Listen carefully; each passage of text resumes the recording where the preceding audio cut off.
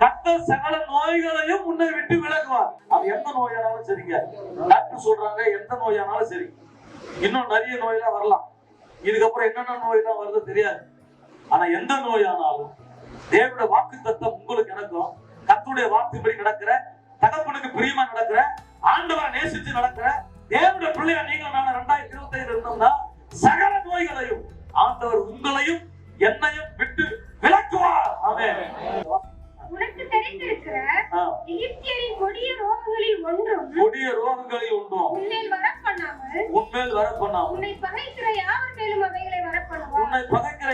மேலும் அவைகளை வரப்பண்ணுவார். இதுல ஒரு பெரிய வித்தியாசம் நல்லா கவனிங்க. நமக்கு மற்றவங்களுக்கு வித்தியாசம். நமக்கு வியாதி வர பண்ண மாட்டான்னு சொல்லிட்டாரு. ஓகே, பரவாயில்ல, ஆண்டவரே ஸ்தோத்திரம். பகைக்கிற யாவர் மேலையும் நான் அந்த எகிப்துல வந்த வியாதிகளை, கொடிய ரோகங்களை அவங்க மேல நான் வர பண்ணுவேன் அப்படின்னு. விசுவாச பிள்ளைகள் என்ன மந்திரம் வச்சுட்டாங்க, பிளீசன் வச்சுட்டாங்க, பயப்படக்கூடாது. அவன் என்ன வச்சுன்னா அவனுக்கே திரும்ப வந்துருவாரு.